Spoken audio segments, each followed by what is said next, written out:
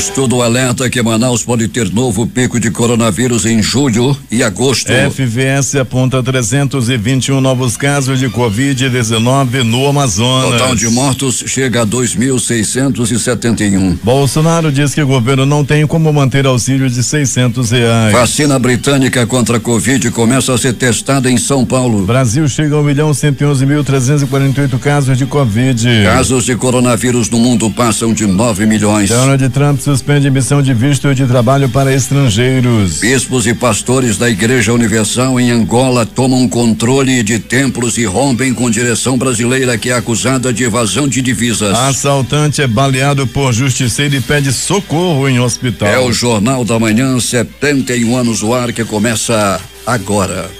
Se é manchete, você ouve aqui. Jornal da Manhã, Rádio Difusora. Previsão do tempo. O Clima Tempo está prevendo 18 milímetros de chuva com probabilidade de 80%. A temperatura que é de 24 graus no momento aqui no sítio histórico da cidade terá máxima de 32 graus Celsius. A umidade do ar é de 93%. Os ventos estão calmos com 8 quilômetros hora de velocidade. É terça-feira, 23 de junho. Chegamos aos 174 dias do ano e faltam 192 para terminar 2020. Dia de São José Cafasso. Também é o dia do atleta olímpico criado pelo COI, Comitê Olímpico Internacional. Dia Nacional do Desporto criado pela Lei Pelé e o Dia do Lavrador. Na Polônia, Nicarágua e Uganda é o Dia dos Pais.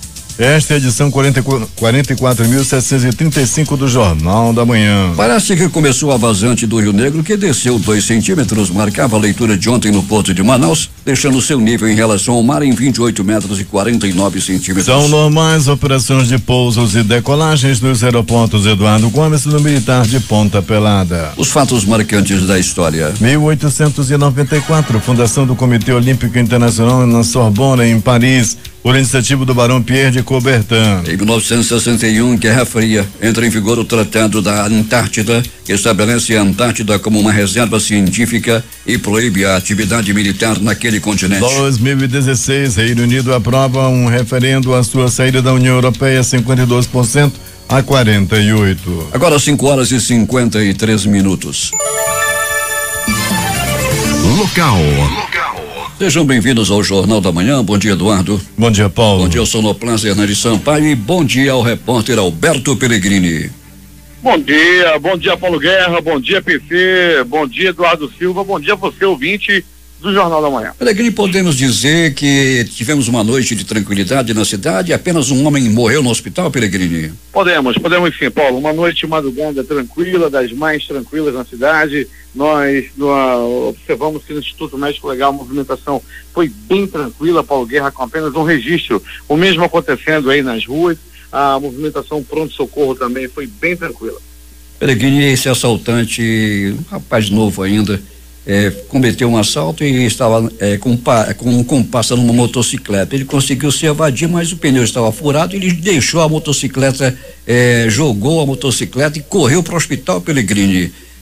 Adentrou o hospital desesperadamente e baleado, né, Pellegrini? O estado dele é grave, não? Não, Paulo Guerra, infelizmente não, né? Tá aí, acabou levando aí, procurou, né? Tava fazendo assalto, ameaçando as pessoas, tava ameaçando de morte todo mundo, tava metido a homem, querendo acertar a bala todo mundo, e quando pega o dele, Paulo Guerra saiu desesperado pro pronto-socorro, dizendo que não queria morrer. Pellegrini, como é que está o trânsito nesse instante?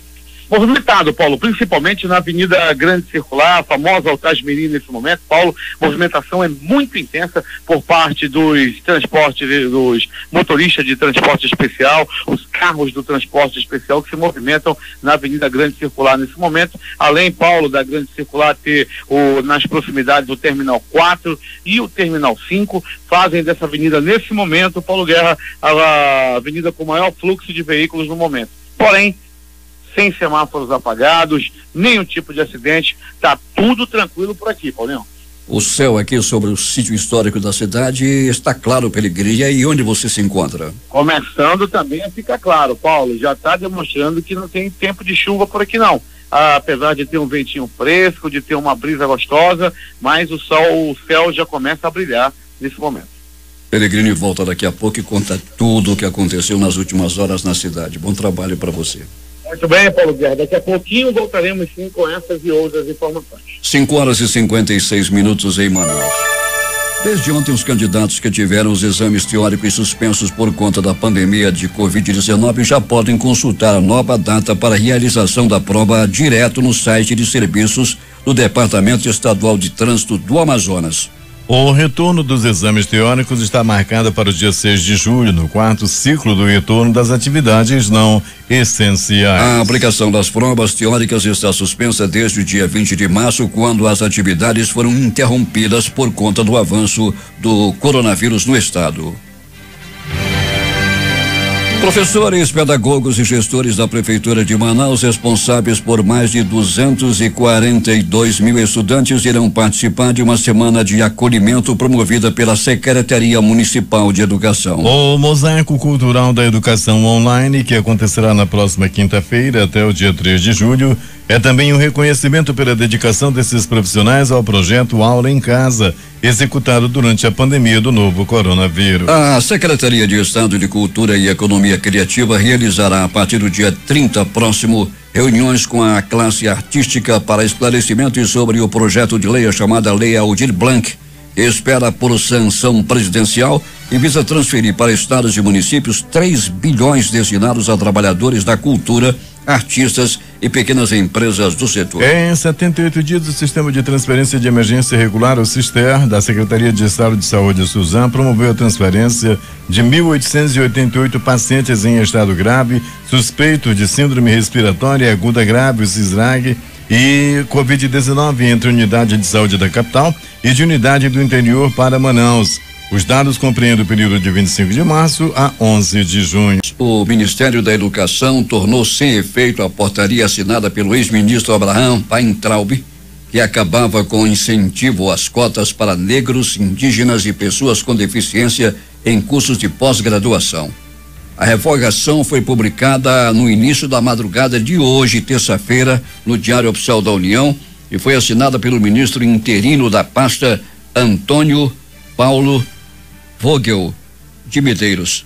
A medida no dia 18 de junho foi o último ato de Weintraub no ministério. No dia seguinte, ele viajou para os Estados Unidos, desembarcando em Miami no sábado. A medida foi criticada pelo Congresso e também foi alvo do ministro Gilmar Mendes, do Supremo Tribunal Federal. Ele deu prazo de 48 horas para a Advocacia Geral da União se manifestar sobre a ação.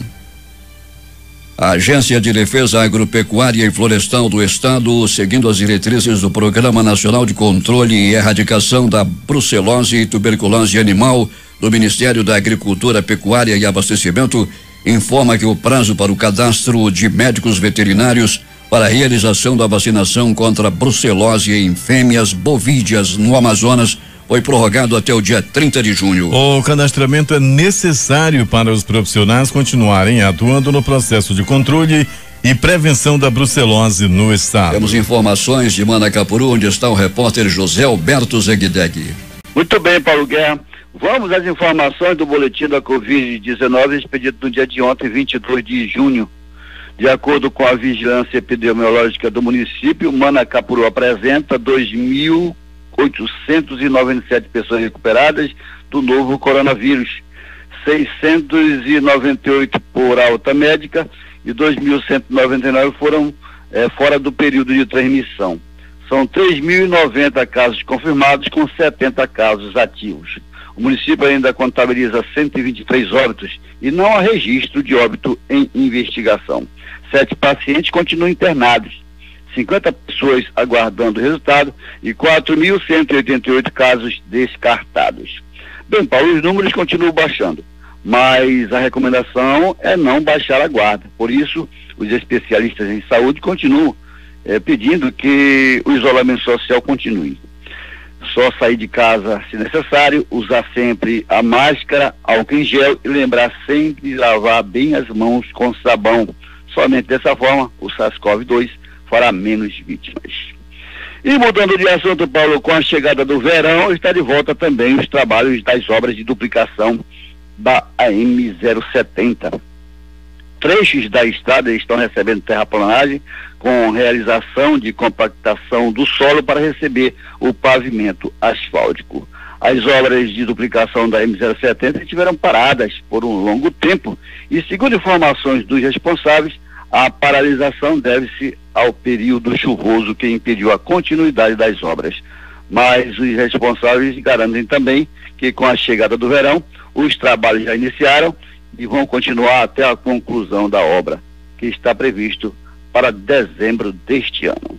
Bem, Paulo, quem está lhe mandando um abraço é o senhor Laércio, da comunidade Arapapá, dizendo que já está passando Jaraqui e lhe convida para visitar a comunidade, comer um assado acompanhado de uma suculenta caldeirada do pescado. E pediu que você leve também o Pellegrini. De Maracatu, Zeg para o Jornal da Manhã.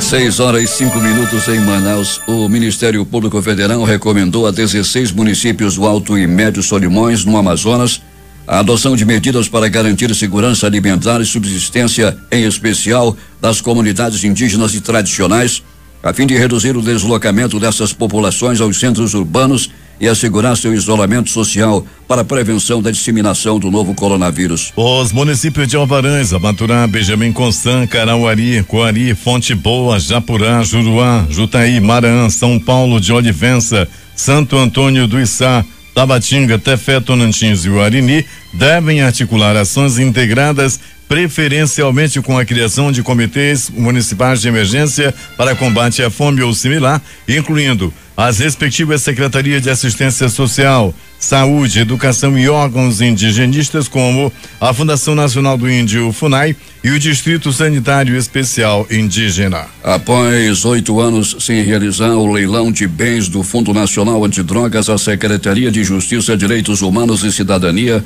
promoverá o 3º leilão da FUNAD na próxima sexta-feira, com intermédio da Secretaria Nacional de Políticas sobre Drogas e cooperação do Tribunal de Justiça e do Ministério Público do Estado. São 18 veículos que foram apreendidos pelas Polícias Civil e Federal durante ações de repressão ao tráfico de drogas, que estarão disponíveis para remate às 9 horas na sede da Leilão Manaus, na Avenida Torquato Tapajós. O secretário William Abreu, titular da Sejusc, informou que a previsão é que os leilões ocorram agora trimestralmente.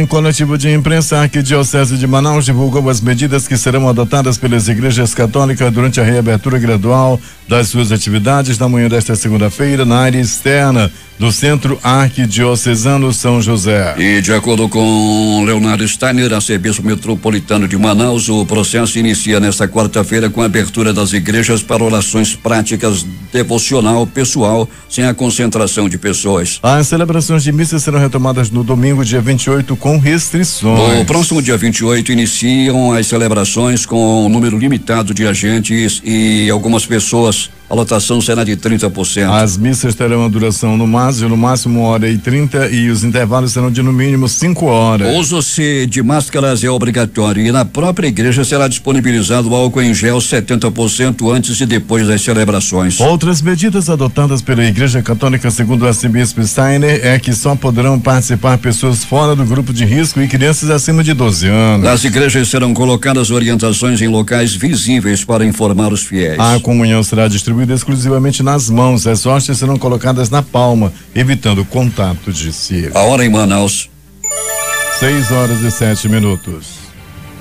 Uma fake news espalhada nas redes sociais levou dezenas de pessoas a se aglomerarem em frente à sede da Secretaria de Estado da Assistência Social, SEAS, na zona centro-sul de Manaus, para buscarem supostos cartões do programa Apoio Cidadão do governo do Amazonas na manhã de ontem. A retirada dos cartões encerrou no último dia 14 deste mês de junho. Desde as primeiras horas do dia, dezenas de pessoas se aglomeraram pela porta da secretaria em busca do cartão. Segundo o órgão, é fake news, uma suposta nova lista divulgada em aplicativos de mensagens e redes sociais que cita uma nova entrega de cartões na sede localizada na Avenida Darcy Vargas. A reconstrução da rodovia M10 que liga Manaus a Itacoatiara, pertencente à região metropolitana, formalizada dia 13 de janeiro passado pelo governo do estado e a Caixa Econômica Federal, no valor de 219 milhões, fruto de emenda parlamentar do senador Omar Aziz. E contra a partida do governo, vai contribuir muito para fomentar o turismo em municípios da região do Médio e Baixo Amazonas, destacou ontem na Assembleia Legislativa o deputado Cabo Maciel, líder do PL na casa. O senador Eduardo Braga, do MDB do Amazonas, comemorou nesta segunda-feira em audiência pública virtual do Senado a garantia de que, apesar da pandemia do novo coronavírus, as próximas eleições municipais serão realizadas ainda em 2020, sem a necessidade de prorrogação dos mandatos dos atuais prefeitos e vereadores. Ele concordou com o presidente do Tribunal Superior Eleitoral, Luiz Roberto Barroso, que defendeu o adiamento do pleito para um período entre 15 de novembro e 20 de dezembro, de forma a proporcionar maior segurança sanitária à população. A Justiça do Amazonas suspendeu o ato de interdição de uma cervejaria de Manaus determinado pela Vigilância de Saúde de Manaus na última sexta-feira. A fábrica de cerveja artesanal havia sido interditada sob pena de multa após a vigilância encontrar 1,8 toneladas de malte em embalagens perfuradas e com fezes de rato. A fábrica produz cerveja de marca própria e também chopp comercializado em rede de restaurante local. A organização da Campus Party Transíria Amazônia anunciou nesta segunda-feira que o evento, um dos maiores de inovação e tecnologia do mundo, será realizado no formato digital entre os dias 9 e 11 de julho. A Campus Party Amazônia foi adiada no mês de março por conta da pandemia do novo coronavírus, que já infectou mais de 63 mil pessoas no estado. Inicialmente, a Campus Party Amazônia estava prevista para acontecer de 18 a 22 de março na Arena da Amazônia. Pela primeira vez em Manaus, o evento era uma aposta de desenvolvedores para atrair investimentos para startups. O Wilson Lima destaca a ampliação de leitos de unidades de cuidados intermediários no interior e avanços na regionalização da saúde. O Amazonas quase triplicou o número de unidades de cuidados intermediários UCIs no interior desde o início da pandemia de Covid-19. A quantidade de leitos de média complexidade para pacientes com a doença aumentou de 49 para 142. Além disso, o estado está prestes a concluir a instalação de respiradores em 100% dos municípios de referência entre polos e subpolos para o atendimento aos casos do novo coronavírus. O governador Wilson Lima discutiu esses e outros avanços no enfrentamento à pandemia no interior durante reunião com a direção da Suzam na manhã de ontem. Na ocasião, o governador também destacou os resultados da regionalização da saúde no Amazonas. Nós repassamos para os municípios recursos oriundos do FTI, adiantamos 2 parcelas nesse momento de pandemia e levamos estrutura, como a montagem de UCI, que são as unidades intermediárias. Nós montamos isso nos polos e depois passamos para os subpolos. Isso nos dá uma segurança de atendimento para essas pessoas que vierem a ser acometidas pelo Covid-19 e precisarem de um atendimento de média complexidade nas unidades hospitalares. De acordo com o Wilson Lima, a ampliação de leitos nos municípios é parte da estratégia para qualificar a assistência no interior e evitar que os pacientes piorem e tenham que ser transferidos para Manaus. Para a capital, nós estamos trazendo apenas aqueles pacientes que precisam da alta complexidade, aqueles pacientes que estão numa situação de agravamento. E essa UCI, que é uma unidade intermediária, ela é importante para evitar que esse paciente chegue a um estágio de agravamento. O governador destacou que a parceria com o governo federal, por meio do Ministério da Saúde, tem sido fundamental na interiorização do combate ao novo coronavírus. O governo federal nos ajudou muito nesse momento de pandemia, sobretudo com o envio de equipamentos, de insumos e inclusive de recursos humanos, para que nós pudéssemos superar aquele momento mais difícil, que foi no final de abril. No início do mês de junho, a Suzam concluiu a montagem de leitos de UCI em todos os 8 municípios polos do interior, além de Boca do Acre. 3 em Eirunepé, 3 em Humaitá, 12 em Itacoatiara, 6 em Lábrea, 7 em Manacapuru, 8 em Parintins, 14 em Tabatinga, 6 em Tefé e 2 em Boca do Acre. Dos 7 subpolos, que são Borba, Carauari, Coari, Fonte Boa, Guajará, Maués e Santo Antônio do Içá, aproximadamente 75% já contam com UCIs. Segundo o secretário executivo adjunto de atenção especializada ao interior, Cássio Espírito Santo, a estratégia segue o plano diretor de regionalização da Suzam, que visa fortalecer a assistência nos municípios de referência para atendimento das demandas regionais. Importante dizer que nós não estamos apenas entregando os equipamentos, nós estamos entregando, instalando e treinando as equipes. A gente se deparou, por exemplo, com uma situação agora durante a pandemia de município que tinha respirador, que estava 10 anos guardado na caixa porque não sabia usar. Então a nossa missão não é somente entregar, é entregar, instalar e treinar a equipe técnica para que ela possa usar o equipamento adequadamente. Agora 6h14 em Manaus. A Prefeitura de Pixuna decretou a suspensão total de atividades não essenciais na cidade a partir de hoje. A medida visa evitar a disseminação do novo coronavírus na cidade, que teve os 6 primeiros casos confirmados no último sábado, de acordo com a Prefeitura. Até então, Ipixuna e Envira eram os únicos municípios do estado sem casos confirmados da Covid-19. O Amazonas diagnosticou mais 321 casos da Covid-19 nesta segunda-feira, sendo 19 casos novos detectados por exame de biologia molecular RT-PCR e 302 por testes rápidos, com data de sintomas entre 8 a 60 dias, todos por testes rápidos, totalizando 63.731 casos confirmados do novo coronavírus no estado, segundo o boletim epidemiológico consolidado pela Fundação de Vigilância em Saúde do Amazonas. O boletim informa ainda que foram confirmados mais 14 óbitos pela doença, dos quais 5 ocorridos nas últimas 24 horas, todos de pacientes que estavam internados em unidade de tratamento intensivo, e 9 que tiveram confirmação diagnóstica ontem, elevando para 2.671 o total de mortes. No interior, Coari é o que tem o maior número de casos, 3.313. Dos 63.731 casos confirmados no Amazonas até esta segunda-feira, 25.153 são de Manaus, 39,47%, e 38.578 do interior, 60,53%.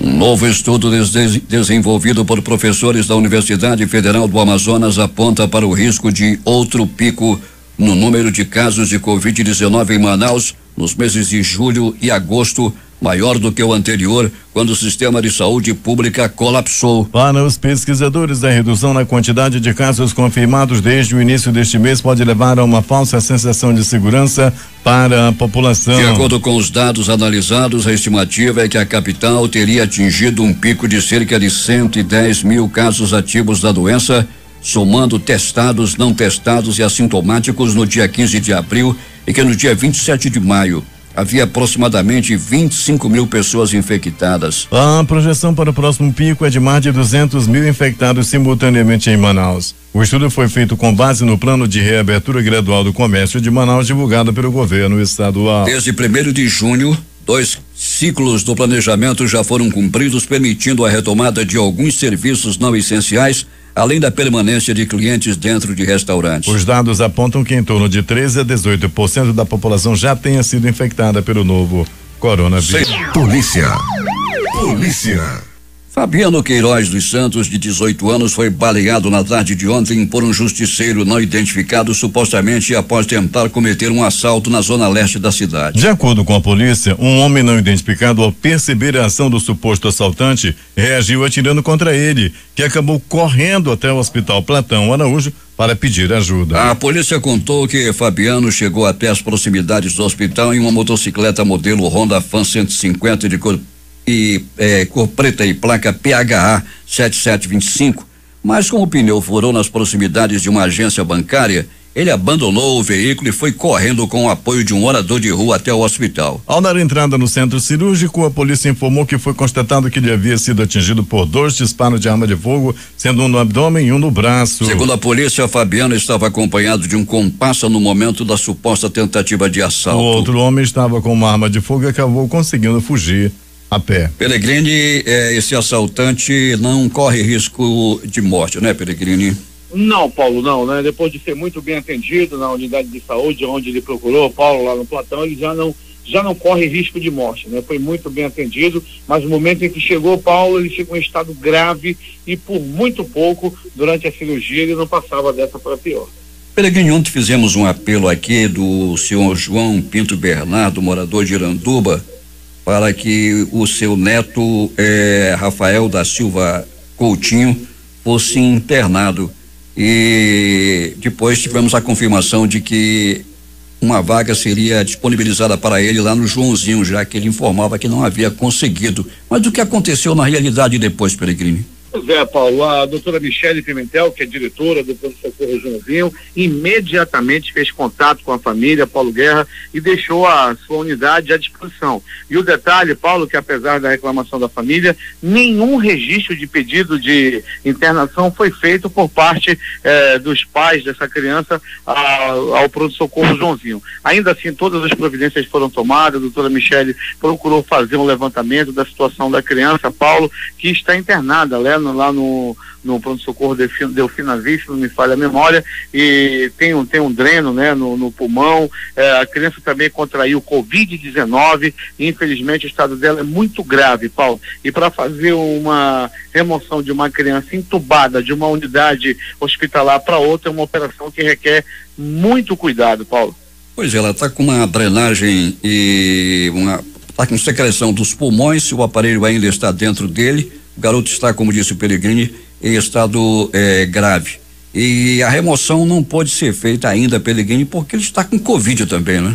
Com Covid, Paulo, e alguns procedimentos que precisam fazer nele tem que ser feito também pelo ICAM. Então todas as providências já estão sendo tomadas, Paulo. A direção do pronto-socorro fez contato com ele imediatamente, né? Então esse contato está havendo diretamente entre a diretora do pronto-socorro Joãozinho e os pais da criança. Peregrino, o que mais aconteceu nas últimas horas na cidade? Muito bem, Paulo Guerra e ouvinte do Jornal da Manhã, agradecendo mais uma vez a atenção da doutora Michele Pimentel, diretora do pronto-socorro Joãozinho, com as pessoas que procuram essa unidade de saúde. E Paulo Guerra e ouvintes do Jornal da Manhã, falando em João Lúcio, pronto-socorro João Lúcio, recebeu a noite passada um homem vítima de agressão física. Na verdade, ele foi agredido pela própria esposa.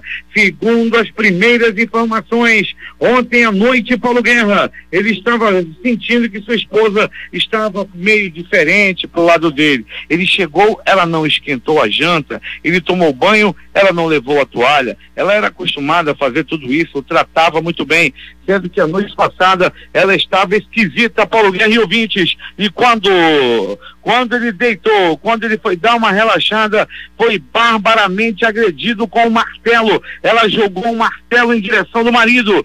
Segundo as informações, ela viu uma mensagem no zap do marido, e nessa mensagem ela desconfia que ele estava se amancebando, estava dando confiança a uma intrusa do amor. A mulher não se conteve e antes mesmo de ter certeza que o marido estava com outra, ela lhe atirou um martelo. Ele pegou no meio do peito, Paulo Guerra, ele teve que ser levado ao pronto-socorro, onde passou por procedimentos leves e logo foi liberado. Ela foi atrás dele lá no pronto-socorro, arrependida, mas aí era ele que não queria mais. Minha senhora, todo cuidado é pouco, evite olhar o telefone do marido. Além de uma falta de educação, você pode também ver o que não quer ver. Uma novinha pode estar no caminho de seu amado. Pronto-socorro! Pronto-socorro Platão Araújo! Este também localizado no coração da zona leste da cidade.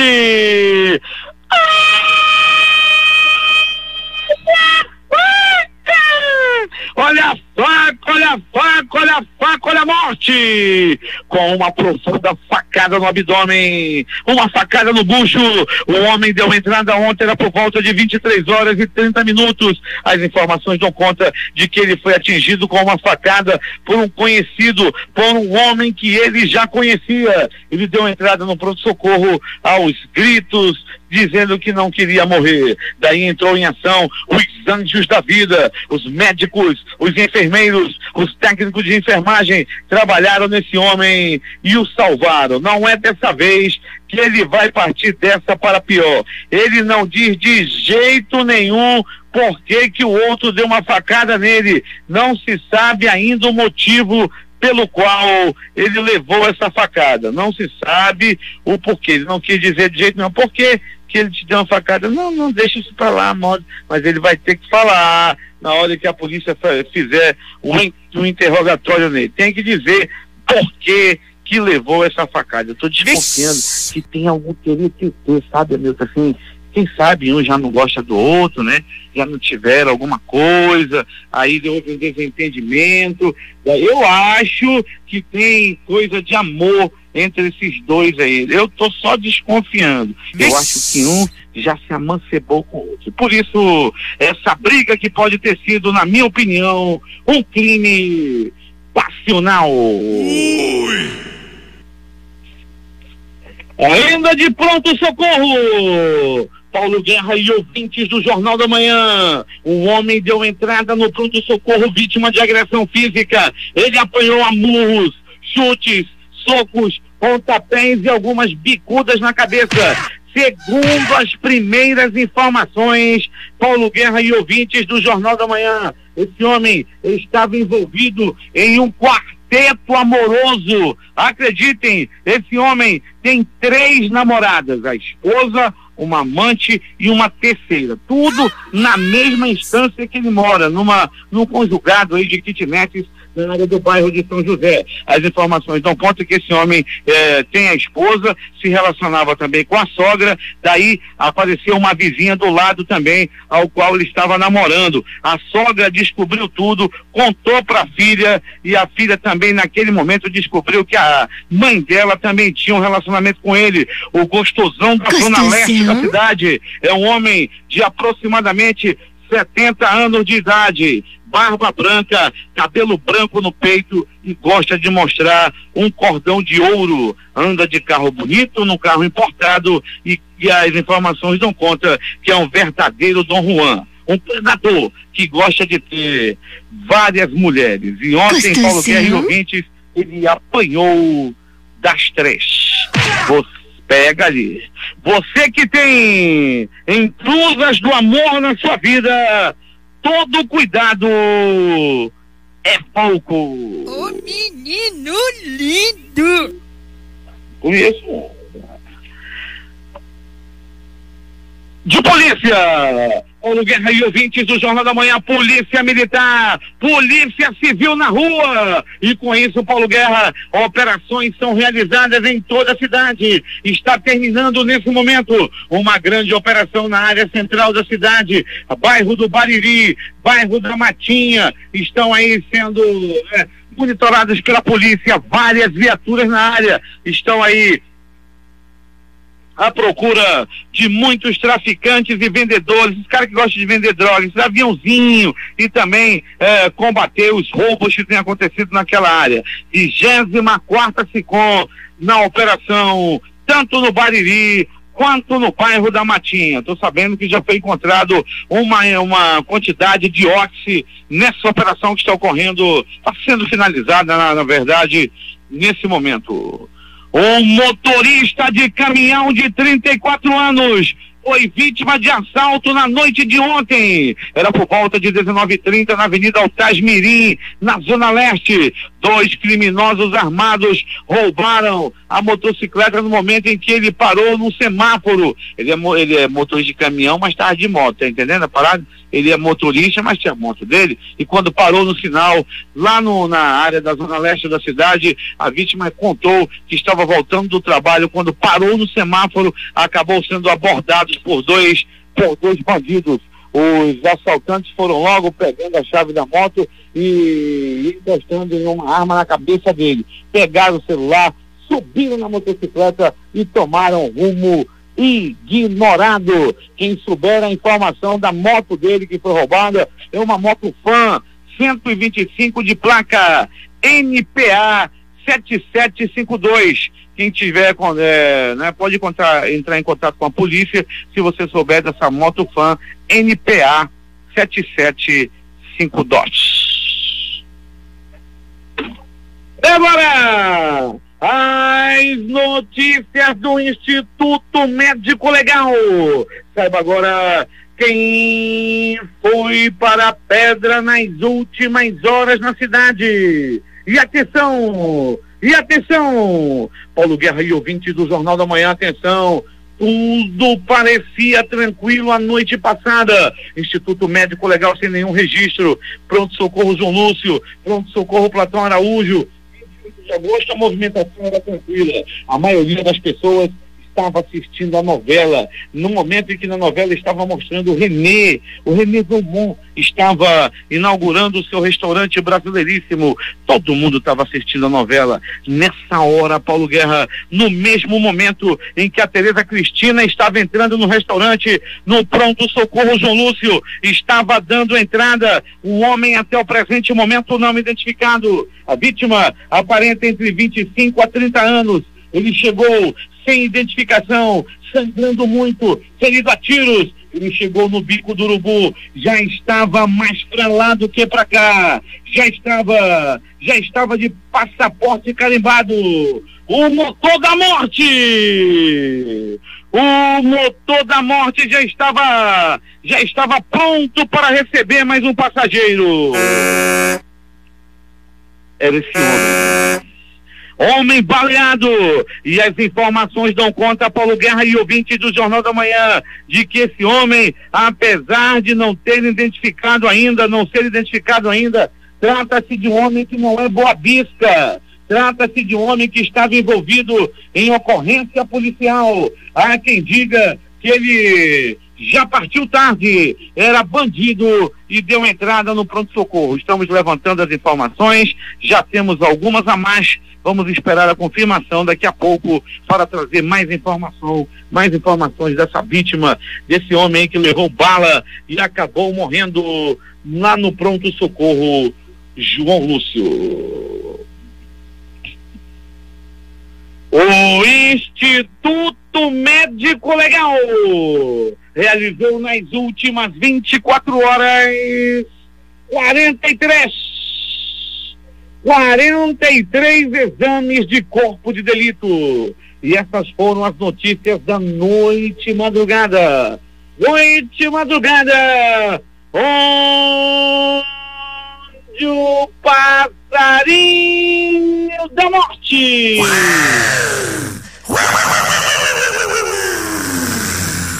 levou um que partiu dessa para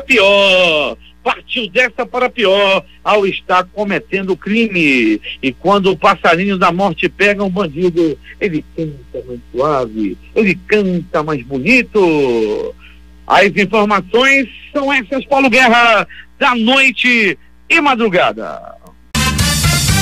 Últimas notícias. O Vespa fecha em queda de 1,28% nesta segunda-feira. Rompendo sequência de altas da semana passada, Ibovespa fechou o dia em queda de 1,28% a 95.335 pontos. O dólar também fechou em queda de 0,89%, cotado a R$5,27. As bolsas asiáticas fecharam em alta generalizada nesta terça-feira após o presidente dos Estados Unidos, Donald Trump, afirmar que o acordo comercial preliminar de Washington com a China permanece em vigor. O índice acionário japonês Nikkei subiu 0,50% em Tóquio hoje, enquanto o chinês Xangai Composto avançou 0,18% e o Hang Seng se valorizou 1,62% em Hong Kong. Em outras partes da Ásia, o sul-coreano Kospi avançou 0,21% em Seul. Na Oceania, a bolsa australiana seguiu o tom positivo da região asiática e o Standard & Poor's SX200 teve modesta valorização de 0,17% em Sydney. A Receita Federal abre nesta terça-feira às 9 horas da manhã, 8 horas Manaus, consulta ao segundo lote de restituição do imposto de renda da pessoa física de 2020. Mais de 3,3 milhões de contribuintes receberão 5,7 bilhões de reais no lote de maior valor já registrado. O pagamento será dia 30 deste mês. A Caixa Econômica Federal paga a terceira parcela do auxílio emergencial para 1,9 milhão de beneficiários do Bolsa Família qualificados no programa, cujo número de NIS termina em 5. Saem hoje dados de maio sobre a arrecadação federal. Em abril, a arrecadação de impostos, contribuições e demais receitas registrou queda real de 28,95%. A economia brasileira teve retração recorde de 9,3% em abril, aponta monitor do PIB-FGV. Já na comparação com abril do ano passado, a queda foi ainda maior, de 13,5%. Segundo a FGV, o encolhimento da atividade é o pior da história recente. O secretário-geral da Organização dos Países Exportadores de Petróleo, Mohamed Barkindo, teve nesta segunda-feira uma videoconferência com o ministro de Minas e Energia do Brasil, Bento Albuquerque, para discussões sobre o mercado de energia. A reunião bilateral foi a mais recente de uma série de encontros para discussões com países produtores de petróleo, considerados chave e que não fazem parte do grupo, segundo publicações da OPEP no Twitter. O Ministério Público de Minas Gerais e o Batalhão de Choque da Polícia Militar iniciaram ainda há pouco buscas na casa de parentes do ex-assessor de Flávio Bolsonaro, Fabrício Queiroz. A operação é feita em uma casa no bairro São Bernardo, na região norte de Belo Horizonte. Queiroz foi preso no começo da manhã da última quinta-feira em Atibaia, interior de São Paulo. No mesmo dia foi decretada a prisão da mulher dele, Márcia Oliveira de Aguiar, mas ela continua foragida. O senador Flávio Bolsonaro, filho do presidente, é apontado pelo Ministério Público do Rio como chefe de uma organização criminosa que atuou em seu gabinete no período em que foi deputado na Assembleia Legislativa do Estado. Entre 2013 e 2018 ele cumpriu 4 mandatos parlamentares consecutivos. Um decreto do presidente Jair Bolsonaro, publicado no Diário Oficial da União desta terça-feira, altera o despacho de exoneração de Abraham Weintraub do cargo de ministro da Educação, para dizer que a saída do ministro ocorreu na sexta-feira, um dia antes de ele chegar aos Estados Unidos. A exoneração de Weintraub havia sido publicada no sábado, dia 20, quando ele já se encontrava em Miami. O decreto de Bolsonaro foi publicado um dia depois de o Ministério Público pedir que o Tribunal de Contas da União apure a eventual atuação do Itamaraty na ida de Weintraub, que é investigado em 2 inquéritos do Supremo Tribunal Federal para os Estados Unidos. Ministério Público pede ao TCU que apure a atuação do Itamaraty na ida de Weintraub para os Estados Unidos. Ex-ministro da Educação teve exoneração publicada no sábado, depois de ter informado em rede social que estava na Flórida. O Ministério Público disse que pairam dúvidas sobre o caso. Pois é, mas o presidente já fez a correção e colocou essa demissão para sexta-feira. Levantamentos de empresas de análise digital mostram que sites que apoiam o presidente Jair Bolsonaro apagaram 2.000 vídeos com conteúdo antidemocrático desde o mês de maio. Alexandre de Moraes, do Supremo Tribunal Federal, determinou a preservação de publicações de parlamentares sobre atos antidemocráticos para incluí-las em inquérito que investiga ataques contra a democracia e instituições. O ministro atendeu a um pedido da Procuradoria-Geral da República, que detalhou as mensagens. O Senado deve votar a proposta de emenda à Constituição que adia as eleições municipais deste ano em razão da pandemia do novo coronavírus. Isso vai acontecer hoje. Pelo calendário eleitoral, o primeiro turno será em 4 de outubro e o segundo em 25 de outubro. O texto defende que o primeiro turno seja realizado em 15 de novembro e o segundo turno em 29 de novembro. O presidente Jair Bolsonaro afirmou nesta segunda-feira que o governo vai negociar com a Câmara e com o Senado um novo valor para a 4ª e a 5ª parcelas do auxílio emergencial repassado pela União durante a pandemia do novo coronavírus, mas ressalvou que não tem como se bancar a manutenção da ajuda no valor atual de R$600. Vai ser negociado com a Câmara, presidente da Câmara, presidente do Senado, um valor um pouco mais baixo e prorrogar por mais 2 meses, talvez a gente suporte, mas não valor cheio de R$600, completou. O presidente da Câmara, Rodrigo Maia, já defendeu publicamente a manutenção do valor de R$600 nas faturas e nas futuras parcelas do auxílio emergencial. O governo desembolsa mensalmente 50 milhões para o pagamento do auxílio. O presidente dos Estados Unidos, Donald Trump, assinou nesta segunda-feira a ordem executiva que suspende a emissão de vistos de trabalho para estrangeiros. O republicano argumenta que a medida servirá para amenizar os riscos ao emprego de norte-americanos após os efeitos da pandemia do novo coronavírus. A suspensão começa a valer nesta quarta-feira e deverá deverá durar até 31 de dezembro deste ano, mas a Casa Branca sinaliza que pode estender o prazo se necessário. Em Nova York, 300 mil trabalhadores retomam atividades da segunda fase de reabertura. A partir de agora, lojas, escritórios e salões de beleza podem retomar atividades com 50% da capacidade. Bares e restaurantes reabriram com meses do lado de fora. Vacina da Oxford contra a Covid-19 começa a ser testada em profissionais de saúde de São Paulo. A vacina, uma das 141 cadastradas da Organização Mundial de Saúde, OMS, está entre as 13 que já estão em fase clínica de testes em humanos do mundo. A testagem em profissionais de saúde de São Paulo começou na sexta-feira. O Brasil tem 51.407 mortes por coronavírus. Foram 748 mortes em 24 horas. Levantamento mostra ainda que o país já contabiliza 1.111.348 casos de Covid-19, mais que a Rússia e Índia juntos, terceiro e quarto países com mais casos no mundo. Os Estados Unidos ultrapassaram a marca de 120 mil mortes por Covid-19, com 120.384, e registraram desde que a pandemia chegou ao país até esta segunda-feira 2.310.334 casos de coronavírus, segundo a contagem independente feita pela Universidade Johns Hopkins, que contabiliza dados sobre a pandemia em todo o mundo. Casos de novo coronavírus no mundo passam de 9 milhões, diz a universidade. Mortes pela Covid-19 passam de 469 mil, segundo o monitoramento da Universidade Johns Hopkins. Brasil é o segundo país com mais diagnósticos da doença e o segundo com mais mortes em números absolutos. Sem programa de rastreamento e com poucos testes, 8 capitais brasileiras não estavam prontas para flexibilizar as pesquisas de Oxford. São Paulo, Rio de Janeiro, Salvador, Recife, Fortaleza, Goiânia, Manaus e Porto Alegre não atenderam aos critérios da Organização Mundial de Saúde, embora as políticas de resposta à Covid tenham reduzido a mobilidade, de acordo com o levantamento.